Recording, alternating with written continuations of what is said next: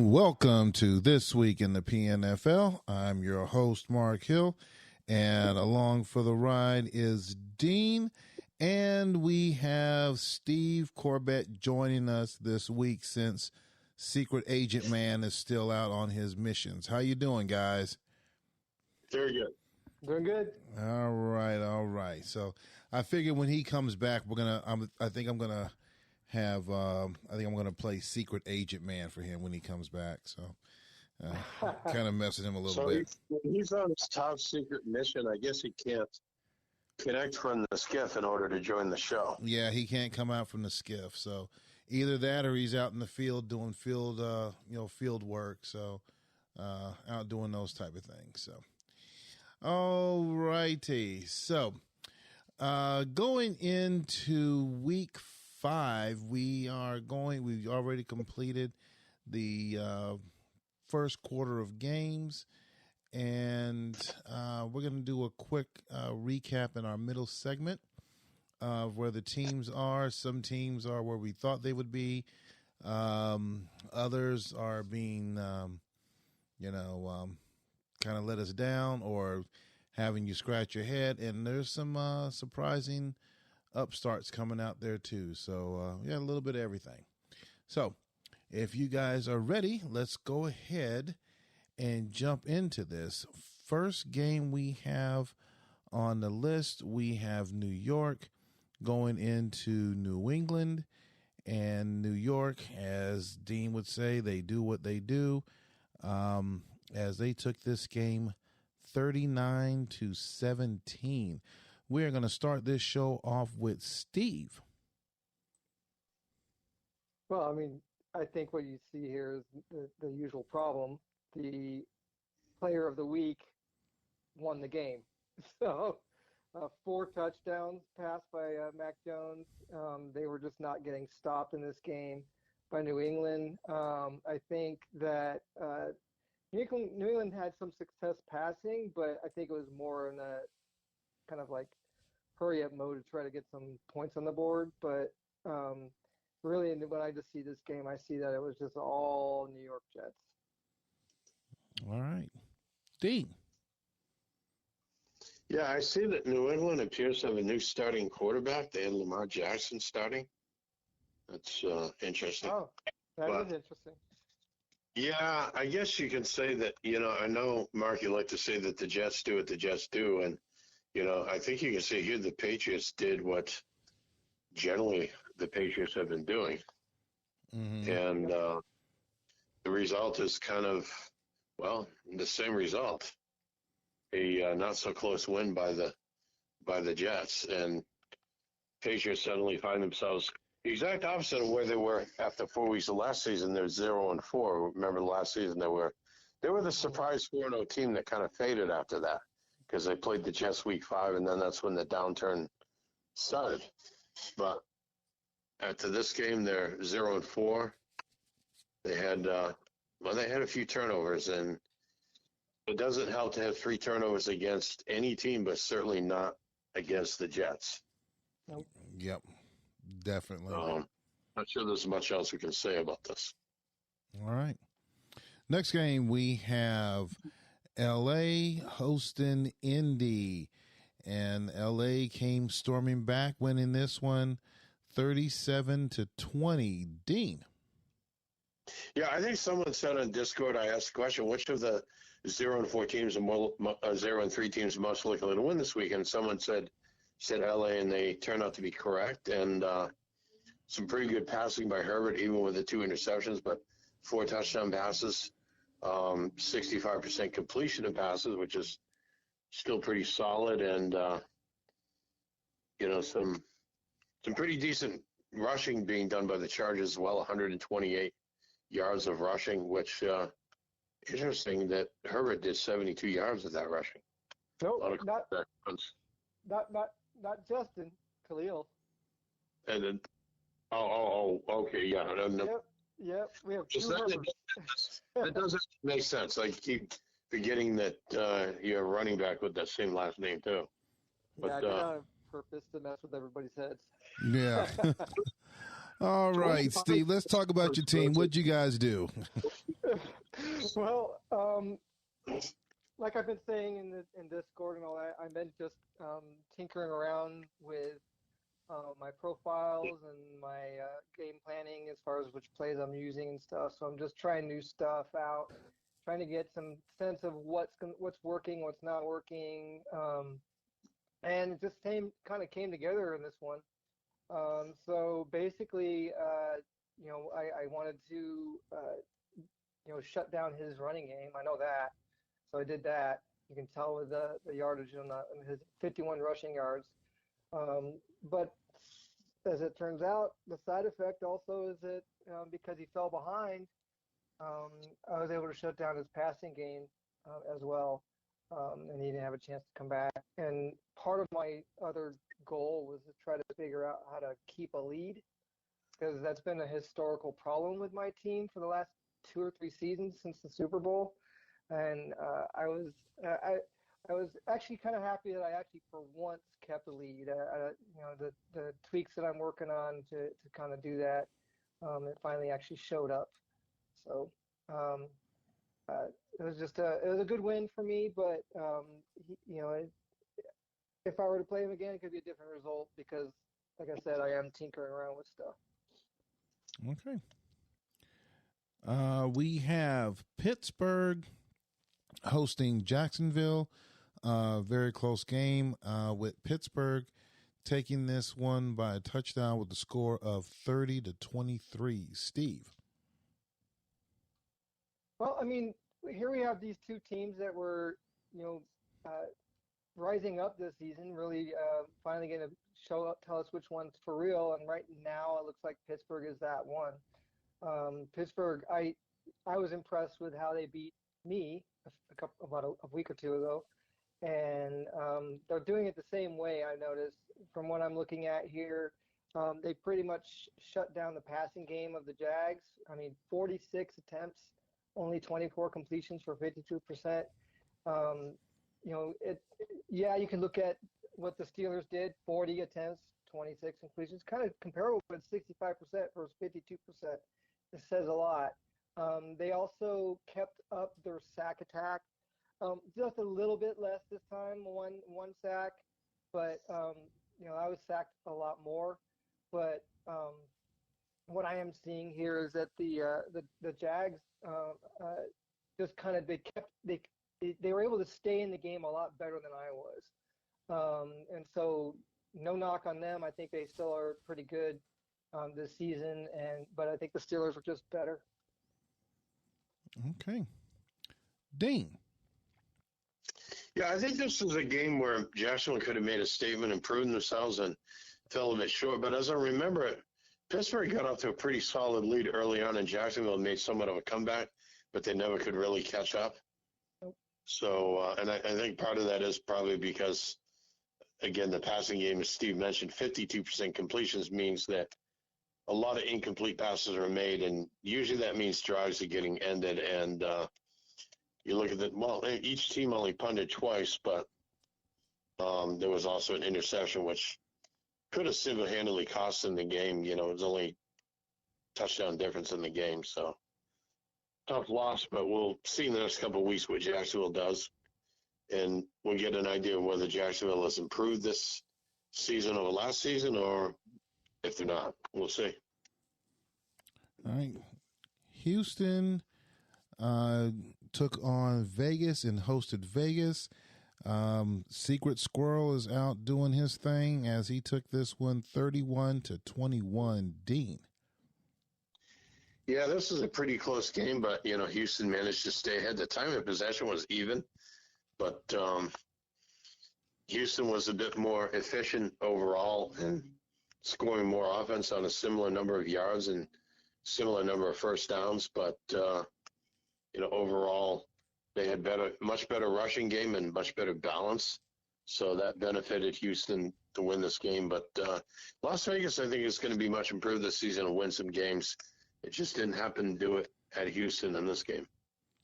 All right. Steve. Yeah, Houston just basically gave Vegas a dose of its own medicine. Vegas has a solid defense and a very, very powerful running game focused offense. And they kind of got a dose exactly of what they give out. So you saw that Houston ran all over them. They shut down their defense, shut down the Vegas running game. They managed to get 2 turnovers. So yeah, I think Vegas just kind of ran into a wall with the defending AFC champs. Okay. Next game, we have New York Giants hosting the Washington Redskins. And I'm kind of curious about what your guys' take on this, as Washington took this game 41-21. Steve. Well, I mean, the Giants, they've beaten a few teams this season, right? Dean's team twice, notably. But basically, That's the only this season. Yeah, exactly. There you go. Yeah. And the Redskins were coming off of a thrashing by the Jets, I would say. So they were definitely going to fix whatever was going on, and they took it all out. And I mean, Jerry's teams are known for great pass defense. 3 interceptions, not surprised. I would say the number of sacks, 3 sacks, pretty good. So I mean, it was pretty much a shutdown of the offense here for the Giants. 195 passing yards. They barely got their running game going, which is something that Sean likes to focus on with a balanced game he does. And there was no balance there. So it just became a train wreck for them, and the Redskins basically rolled after that. All right. Dean. Yeah, we watched this game on Discord, and it's really not as close as the score looked. If I remember right, I think the score was like 41-13 at one point. The Redskins were ahead, and the Giants scored to make it look, to make it closer. But early on, I want to say it was like 14-0, or might even been 21-0. I mean, Washington dominated this game early on, and were pretty much dominating all phases of the game in the first half. Offense, defense, running the ball, passing the ball. They were pretty much doing it all. So, yeah, I think the Giants tried to do some things that they thought would work, and a lot of times we do things that we think are going to work, and then when we watch the game, we find out, no, that didn't work so well, and that's what happens. Okay. Next up, we have Minnesota hosting Philadelphia, and Philadelphia took this one on the chin by 7, as Minnesota took this game 31-24. Dean. As unclose as the last game was, we watched this one on Discord as well, as close as this one was. I remember at one point the game was tied at 24 points, and it looked like Minnesota wasn't going to score, and I said, this game may be going to overtime, but at the very end of the game, Minnesota scored the touchdown, and I think there were just like seconds left in the game, and it was pretty much over. But this was a very close, hard-fought game by both teams. You can see the stats are pretty close, and I think maybe the edge was that just Minnesota was just a little bit better at converting that yardage, that production into scoring. Even the time of possession was within a minute, was close. Right. I think Minnesota was just a little bit more effective at actually scoring. Both teams had 1 interception, no fumbles. So just, Minnesota scored 1 more touchdown near the end. That was the difference. And what would have been a very close game, and it could very well have gone into overtime. All right. Steve. Yeah, definitely a close game, not just in the scoreboard, but in the stats. Really hard to tell a difference between these two as far as statistically.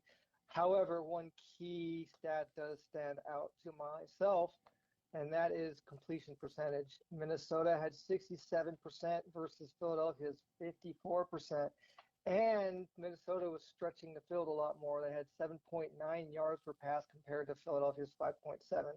Yeah, the Eagles had a better rushing average, but it didn't help in this game. So I would think the edge here was that the Drew Lock and the Minnesota Vikings had the edge here.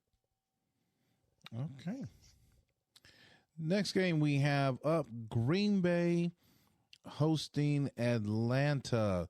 Very close game, very tight game. It was one of the two pick'em games that we had, but Green Bay edged out Atlanta 31-28. Steve. When I look at this game, definitely a close game. Really hard to tell which team. Initially, when I was making my picks, I wasn't sure which one to pick here. I know they're kind of buddies, so it's like it's kind of a rivalry as well. Essentially, what I think what stood out in this game, surprisingly, is I think Dean's team ran more, but the most important thing here is that Green Bay was able to just pass a lot better as far as yardage total. They kind of were matching each other as far as the average gain per pass. But Dean's team was efficient with 73% of completion. I mean, that's just amazing, and that's probably why it was so close, because there was no way Atlanta could just come back if they passed 73% completions. Pretty even across the board, but I think it really just came to the very end. The Packers outlasted you. Well, Dean. Yeah, that's pretty much happened. Green Bay scored the last time, but I remember there were some things. I mean, there's a couple fumbles that were lost here that didn't help. Green Bay just had one fumble that was lost. It was even in turnovers overall, 2 each, but it just seemed like there were some things that happened in this team where my team found a way to lose when you'd hope that they would find a way to win. But, it was a close game, and Green Bay scored the last score, and that ultimately made the difference. But the good news is that you kind of showed up some of that moxie you had in your Super Bowl season, where you had that balanced rushing attack with it. So nice 128 yards rushing, 4.0. I mean, that's pretty good, and that's kind of what made you a winner. Last season, the problem with my team is that the defense was terrible. And then the first 3 weeks of this season, the defense was a bit better and the offense was terrible. This game, the offense was overall a bit more effective, but, the defense gave up 31 points, so it didn't lead to a win. All right. Next up, we have Chicago going into San Francisco. Very close game, very tight game, as Chicago squeaked this one out 24-23. Dean. Yeah, the home team almost won this game. It was very close. Chicago had to dominate the time of possession and dominate the running game, 209 to 95 yards, and that was enough to win. But the home team, they were tough at home. They almost won this game, and it was close. But, the edge goes to Chicago. They played a little better and won as the visiting team. All right. Steve. Yeah, it's pretty much what I see in this game. It was very, very close. Definitely, Chicago clearly grounded out with 209 yards, just like you said. That's that's amazing. Essentially, it could have gone either way. I think they were pretty much matched. But if you look at the stats even more clearly, one thing that stands out to me, and it's something I've been seeing a lot in the games where the winner comes out on top, is where there's not a big disparity between rushing and passing first downs. So the Niners had 4 rushing first downs and 15 passing first downs, as opposed to Chicago with 15 rushing and 10 passing, which tells you that Chicago's repeatedly getting into those short yardage situations where they just ran 4 yards, 3 yards to get that first down. So you're starting to see that's kind of like part of the formula in this league, is you got to be able to get in those short yardage situations that keep you on the field. Okay. Last game that we have for week 4. I said I was going to just run through this like I normally do.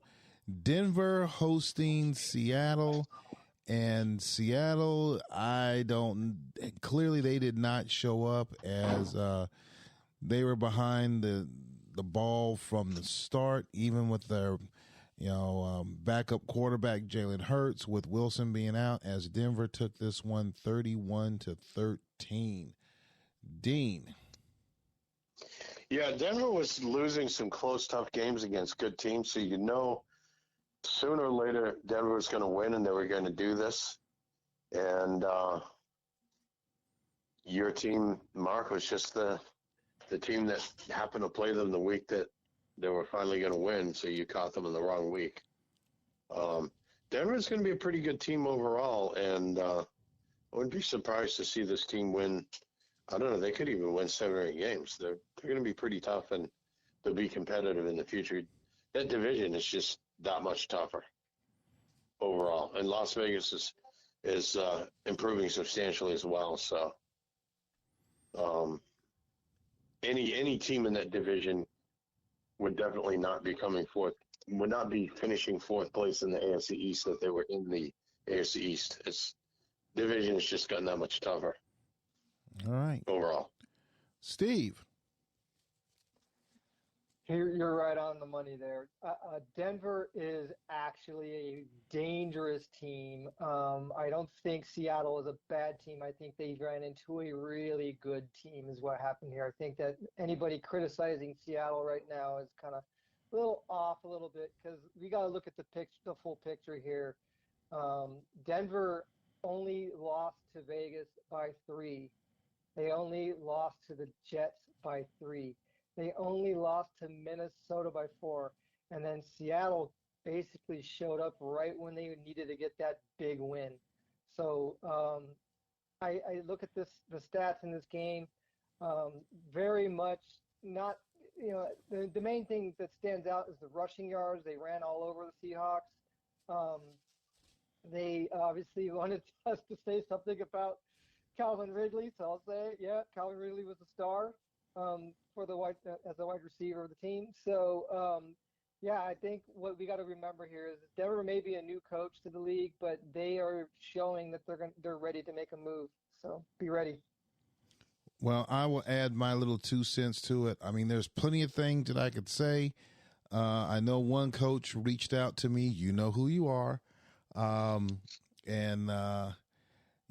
told me, hey, you can talk the talk, but what the heck happened? So I'm not going to make any excuses. I know what I did, or better yet, what I didn't do during the game prep. So, just bad all the way around, and congrats on the win. So nothing much more than I can say to that. Take it on the chin, move on, and look forward to next week. So, all right. Yep. As we wrap up that first segment, we're going to pivot on over to our middle segment, and we're going to talk about where we are at the quarter turn in the league.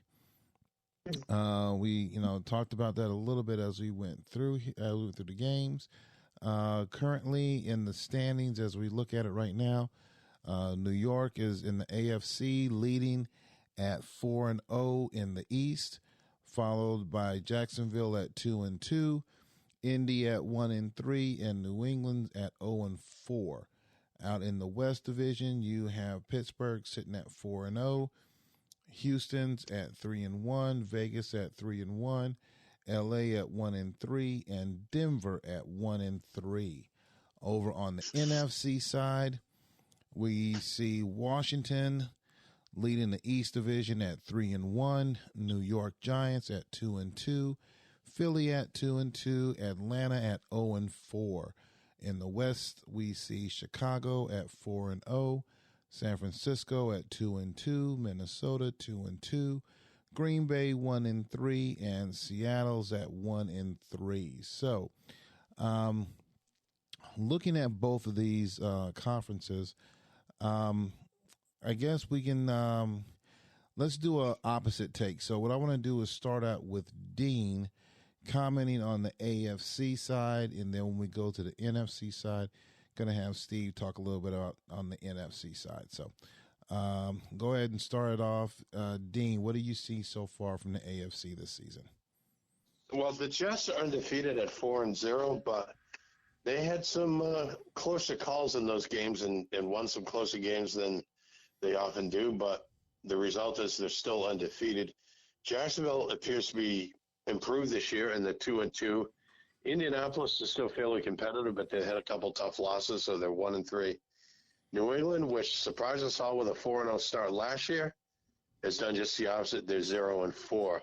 In the tough AFC West, Pittsburgh, I think, is somewhat of a surprise. I say somewhat because they were competitive last season, kind of up and down, but they've won 4 close games. I mean, they've scored 108 and given up 73. That's 25 difference. So they've won 4 close games, but, they aren't undefeated. Houston at 3-1 probably doesn't surprise anyone. Las Vegas at 3-1 with nearly identical points, for and points allowed as Houston. That is a surprise to some for them to be 3-1. But I said all last season that the Raiders were losing some close games and they were much improved, and we're seeing that this year. The Chargers had a bit of a tough start to this season. They're 1-3, but did win this past week. And Denver, as new coach and new team, moved to the AFC West, is pretty respectable at 1-3 because they lost some close games. I mean, they've scored 82 points and given up 74. And, as Steve mentioned just a few minutes ago, those 3 losses were by a total of 10 points. A 3-point loss, a 3-point loss, and a 4-point loss. So, Denver could easily be 3-1 right now instead of 1-3. That would look very different. But overall, it's pretty tough. I mean, I would, mathematically, the Patriots aren't out of contention, but really the other 8 teams in the conference still very much have a chance. Okay. Steve, what's your take on the NFC side? All right. Well, what I see on the NFC side is the usual, right? We have Washington and Chicago ruling the roost, as always, right? So we need some work. There needs to be some more work by the other teams in that conference to challenge them a little bit. The only team that beat Washington so far was the Jets. So that just kind of tells you what the status of that division in that conference is right now. However, we are seeing some changes here and some improvements. So you're seeing the Giants actually at 2-2, which is really good compared to where they were last year. They want to definitely keep their goal is to try to contend for a playoff spot this season, and we obviously have Philadelphia, formerly Detroit, who was a playoff team last season, still also with a 2-2 record. So Washington has some challenge. They're only down; those 2 teams are only down 1 game to Jerry's team, so they still have a shot at upending that. But right now, when I look at it, the Giants have a 2-1 division record already, so that's pretty helpful for their down the road as far as getting that playoff spot. In the West Division, one thing I've noticed, so you had the newcomer Minnesota, right, from the AFC West, not doing too good as far as division. They have 2 losses. They're 0-2 in divisional records. So they may be 2-2, but they're right now really way behind both Chicago and San Francisco. They may have won their last 2 games, but they got to keep that going because right now they're still chasing Chicago and San Francisco. And if I were to look at this, for the right now, right at the top, just looking at what I'd expect at this point for the playoffs, Washington, Chicago for sure. I think it's going to be San Francisco or Minnesota, most likely, or if they can continue to win. But don't leave out the Giants and the Eagles. They still have a shot. Now the other teams that are not doing so well, you have Seattle, as we know, trying to prove something this season. They have 1 good win, and they've had 3 losses, and the last loss was really bad. But we know that you're going to be working on that, Mark. So that's good. Packers are going to face Minnesota this week. That's a rivalry game for them. These 2 coaches are rivals already. They really are in a must-win situation. They need to pull that off to get back into the race. Atlanta 0-4, unthinkable. Come on, Dean, you can do better than that. Let's pull off some upsets in here and mix this stuff up a little bit. But I think ultimately Atlanta showed that they can run the ball, which is what helped them win and be successful during their Super Bowl season. So they're adding some balance back. I think it's going to be. Don't be surprised if Atlanta just pulls off a few more wins. But the real thing you need to focus on when you look at this stuff is the points against, right? So Philadelphia may be 2-2, but 121 points against. Like, that's not good. If you're allowing over 100 points and points against in 4 games, you got some work to do.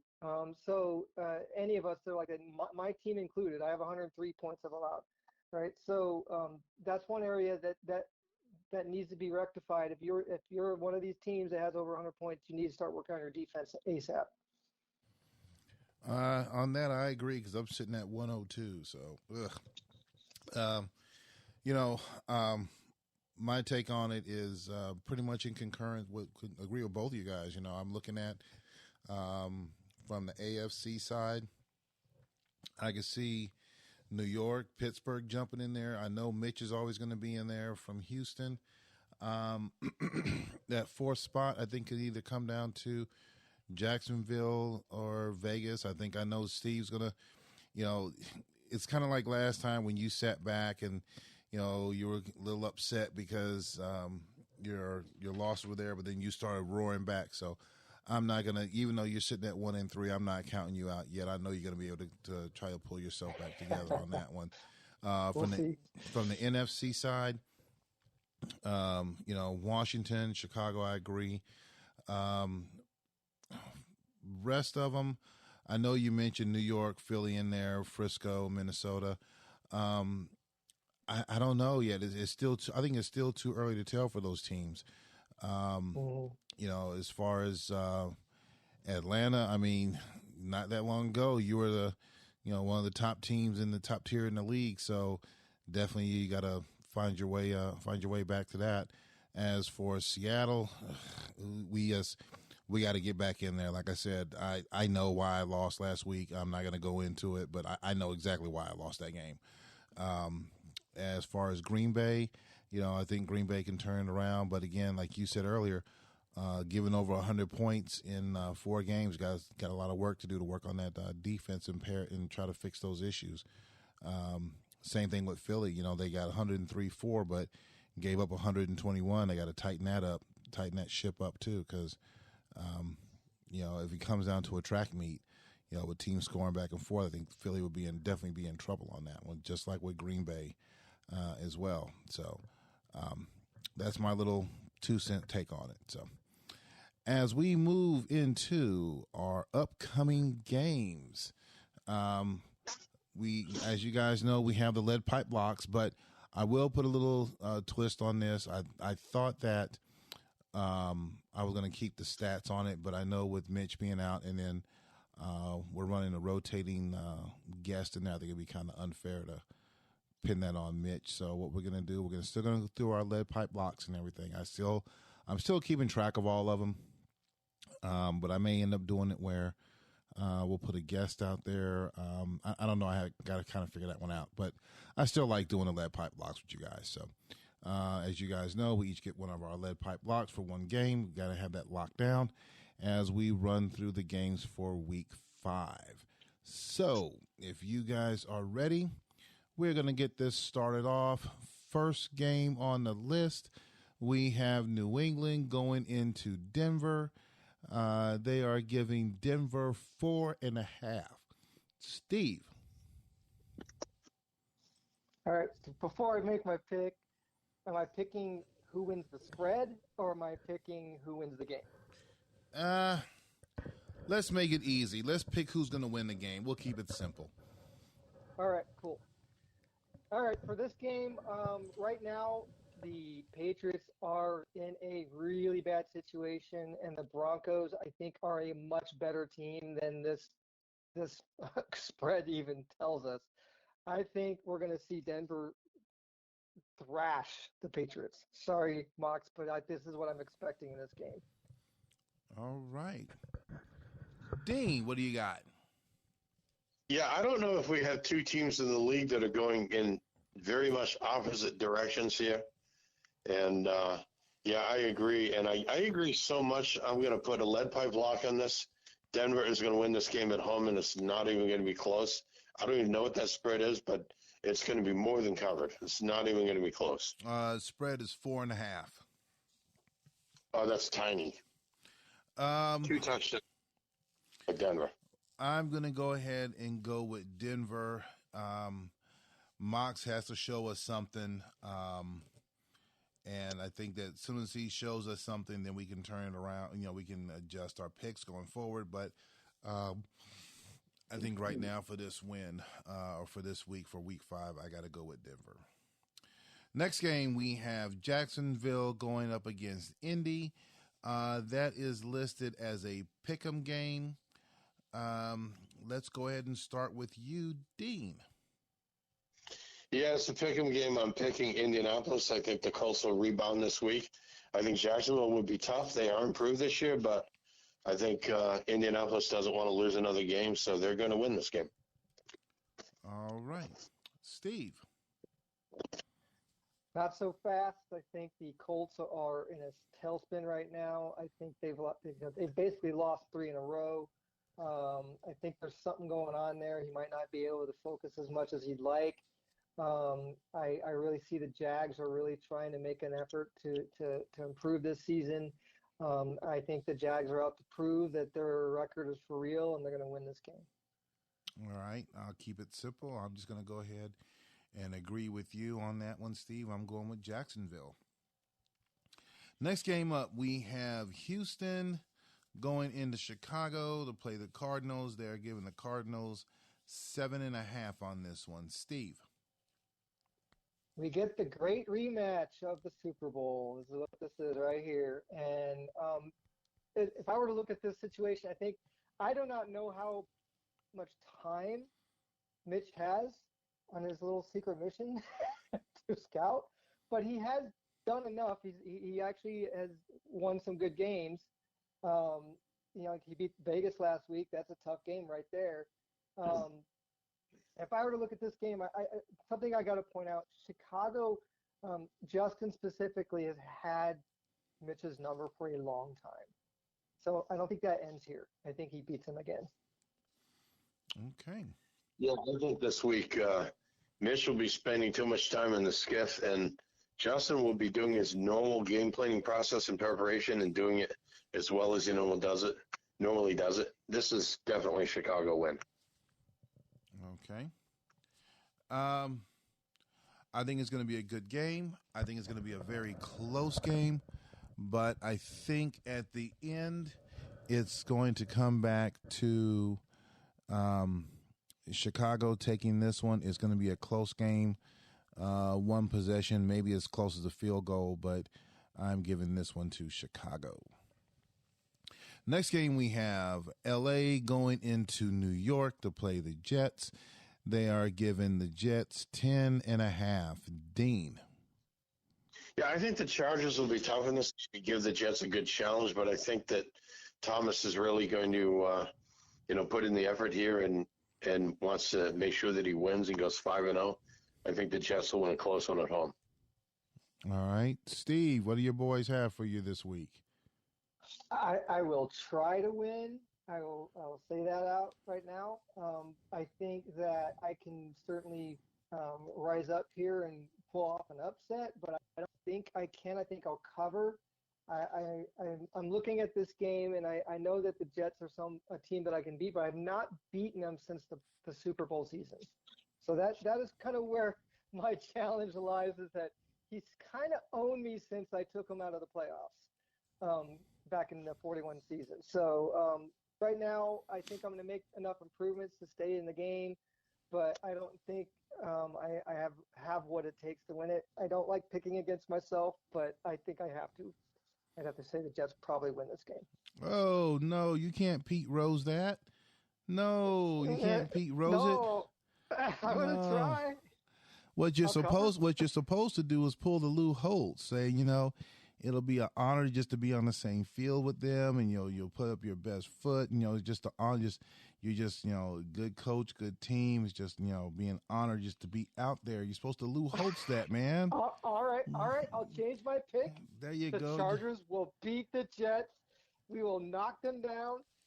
There you We will go. You shake got a the Lou world. Holtz it. See, you No, never. What's the commercial? You never let no. him see you sweat. Come on now. I'm not going to do a Mitch Lou Holtz routine. I'm just going to say we're going to try to pull the upset off, and we're going to succeed. There you go.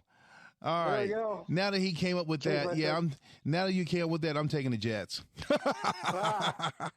I think it's gonna be a tight game, and yeah, you did take that one win from him back then, but we all know Thomas, he's always well prepared every week. I think we had that one season where he was out of sorts and had everybody scratching their head, but 11-5, it was an off season. 11-5, won the division, and we all said, "Oh, look at that! The Jets had an off season." yeah, but he didn't make it to the Super Bowl either. So that was one of those things. So, and he even said it. He's like, yeah, I took a step back, but now I gotta, had to retool and revamp himself and going from there. So, I'm taking the Jets on this one. Next game up, we have Las Vegas hosting Pittsburgh. They're giving Pittsburgh 4.5. Let's go ahead with you, Steve. Well, when I look at this game, I see that the Steelers are they both have beaten me, so that's part of my. I can't use that as anything. So, but basically, what I've seen here is that the Steelers are right now leading the division. They're showing a very good, very strong offense. Their defense is just full of the scary pressure level defense. The same with the Raiders. They sacked the crap out of my team when they played me. So I'm looking at this game. It's going to be really, really close. This is a scary game to pick, but I have a feeling the Steelers are going to go 5-0. Okay, Dean. Yeah, my response to that feeling is not so fast. Mitch likes to cheer for his favorite NFC team, the Minnesota Vikings, and I like to predict wins because they're vastly improved by my favorite AFC team, the Las Vegas Raiders. And Pittsburgh is going to be tough as a visiting team, but Las Vegas will prevail at home, and it will be close. But this is a Raiders win. Okay. For me, let's see here. I think it's going to be a tight game. I think it's going to be a good game, but excuse me. But Pitt is really definitely showing us something so far this season at 4-0. Their numbers are looking good. Their stats are looking good. It'll be a tight game, but I'm going with Pittsburgh on this one. Next one up, we have Washington going into Atlanta to take on the Falcons. The point spread on this one is 14.5 on this one. This is going to be an interesting take on this one. We're going to start with Steve. Yeah, the Falcons they've beaten the Redskins in the past. So they kind of owned them during the Super Bowl season. They got another win, I think, the following season over them. But they've kind of, since then, the Redskins have kind of bounced back and kind of retaken that ownership over the Falcons. Right now, the Falcons are 0-4. The Redskins are coming off a huge win after that loss to the Jets. I think that the Falcons probably can play better in this game. They probably cover in this game. They probably try to make a valiant effort to go 1-4. But I don't think it's going to happen. I think the Redskins are going to win this game, and it's also my lead pipe lock. Sorry, Dean. All right. Dean, what do you got? I think on paper, if you look at this matchup, you should say this is a TKO before the game even starts. But, yeah, my team has played Washington tough, probably tougher than it's played Philadelphia or Detroit or even the Giants. But, I think we could have a possible upset by the home team pulling this off close. Okay. I think, as you said earlier, Steve, Atlanta has beaten Washington, but I got to go against Dean until he gets that first W in the column. So, sorry, Dean. I got to go with Washington on this one. Next game, we have Philly hosting the Giants. They are giving Philly 6.5. Dean. Yeah, I think this will be a close game, but the Giants have struggled against James's team at times, and I think the home team will have an edge here and probably get a close win. But it could be kind of high scoring. Could be one of those 42-38 kind of wins, maybe. Okay. Steve. I think it's going to be the Eagles for sure. The reason why is the Eagles have 2 wins against myself and Houston, 2 great FC West teams, right? I'm not so great right now, but I played them close, right? But they've only lost to Chicago and Minnesota.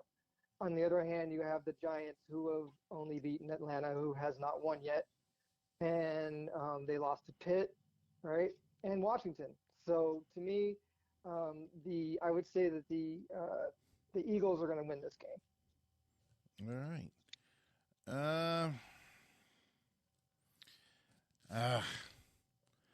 I hate to do it. Damn it. Philly. I'm not saying anything else. Damn it. Philly. Next game. Green Bay. You know he's going to have something to say when he hears this, right? You know that, right? Yes, he is. Just wait. Just listen for the WhatsApp, the Discord, or I'll check my email. Damn it, Philly. Next game, we have Green Bay hosting Minnesota. They are giving Mitch's favorite team 7.5. He's not here. I kind of miss not having him here to see him in his little purple and gold cheerleading outfit and his pom pom. So, anywho, all right, they're giving Minnesota 7.5. Steve. I think this is just. I know these guys have a rivalry going. I know that the Packers have to win this game, but they're not going to. The Vikings have beaten Denver and Philadelphia. We've been talking about Denver rising up this season. Philadelphia, we just talked about. I can't pick Green Bay when their only win is against Atlanta at this point. Sorry. All right. Dean. Yeah, I think the home team is going to play this game tough. It is a rivalry game, and that spread in Minnesota might be a little bit too large. I think Minnesota wins, but they don't cover the spread. Okay. Oh, one last thing about the previous game. Sean proved me wrong. Now, I had to get that last part in because I know the hate. I know someone's getting ready to open up a can of haterade. I already know it. So, Sean, prove me wrong. He should have the motivation to prove you wrong. There you go. There you go. Hey, that's right.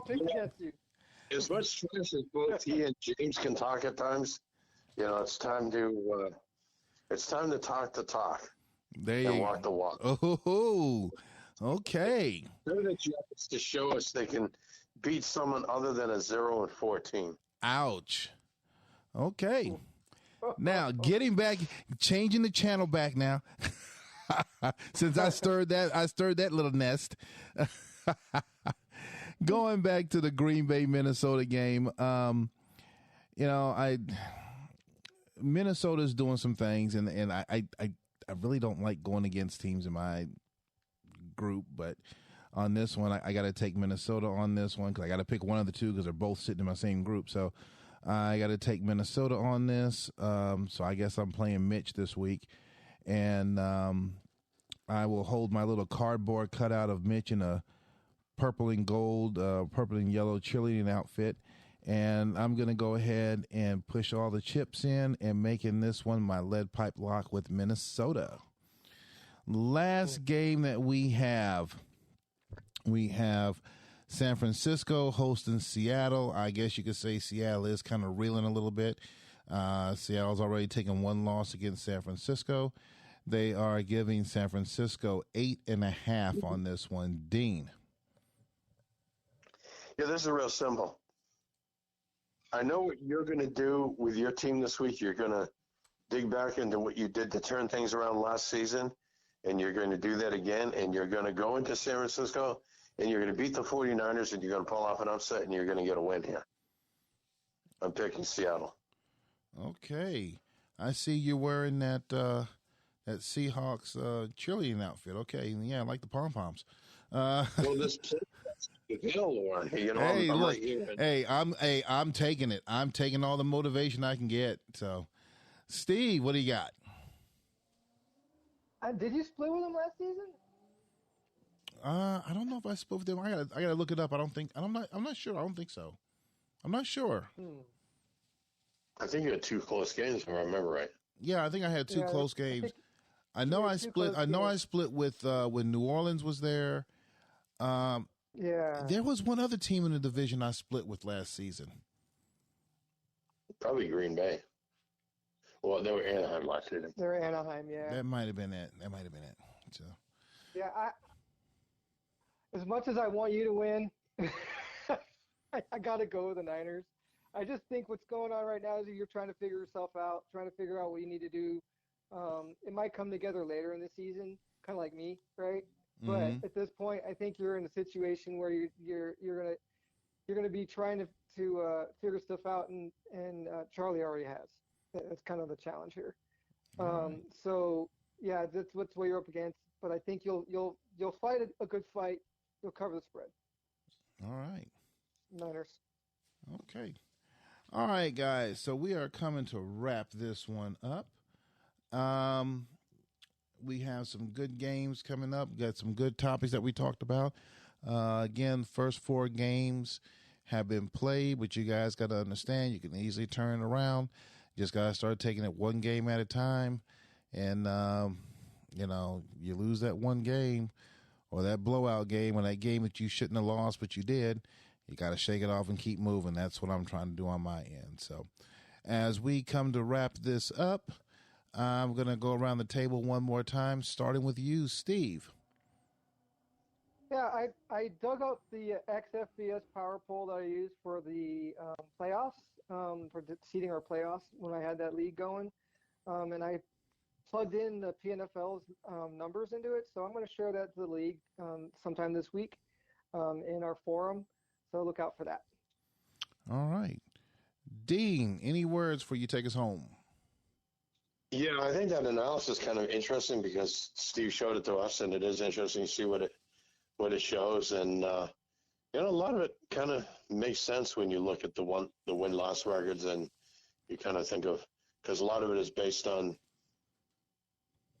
just not that the teams won games, but how many wins and losses did those other teams have that they played against, and that kind of makes sense. And I know we kind of talk about that, talk about that the Giants didn't beat anyone who won games, and that Las Vegas has beaten Pittsburgh, for example, has beaten teams that are pretty competitive, and Denver barely lost to very good teams. So there's a lot of validity to that kind of analysis, and as you all will see when Steve posts that on the forum, it's very interesting to look at that. It doesn't determine who actually goes to the playoffs. It's all based on the standings, but that kind of system is what is somewhat like what used to be used by some of the ranking services in college football, which, years ago used to determine who went to certain bowl games and had a chance to compete for a national championship. And there's a certain logic to it, even though it may not be a good idea to actually determine who gets playoff spots based on it.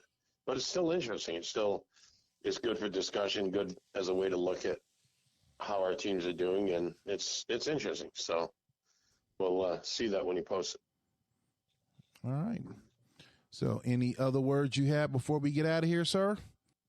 No, I think the only thing to do, as Mitch would say, let's get it.